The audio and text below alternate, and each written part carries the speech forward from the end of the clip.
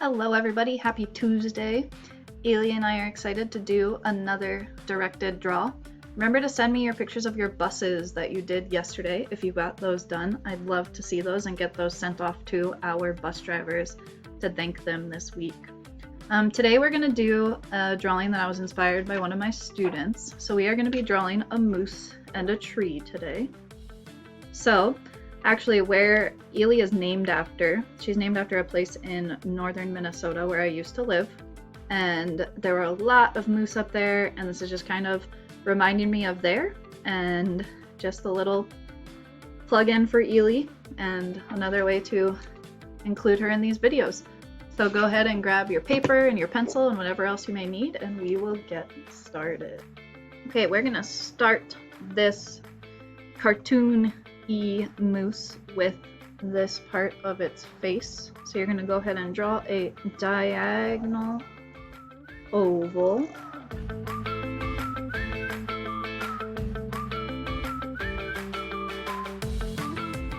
And then go ahead and draw a big arch on top of that for the rest of the head.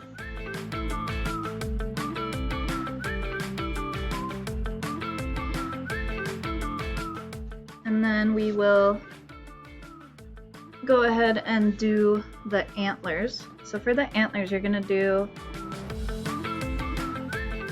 a diagonal line out and then curve it up. No, you can't see this very well because of the shadows, so I will move. But I'm just doing a wavy line on top of that.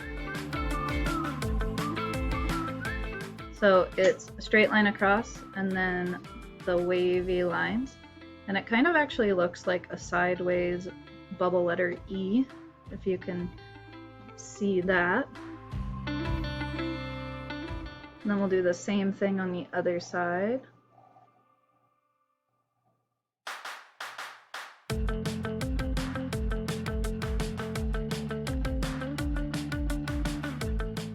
And then you can do the little fun hair, which is just 3 arches that connect.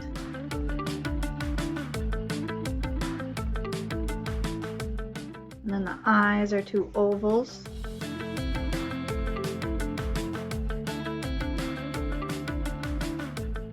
And then for the nose part, I like to do it as a circle.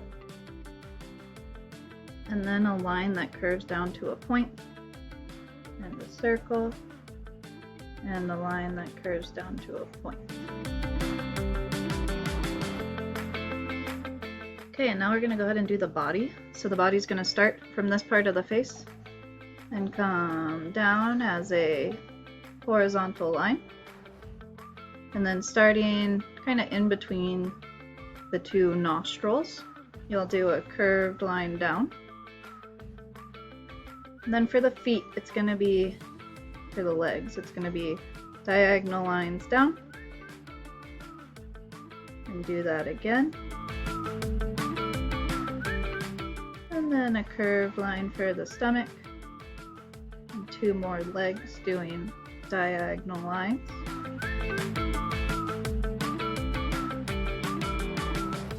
And then a curved line to meet the rest of the body.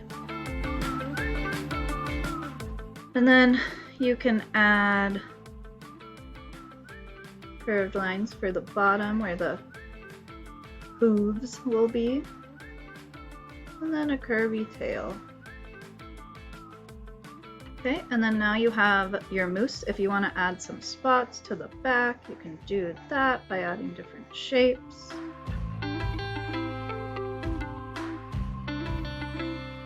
Okay, and now for the tree.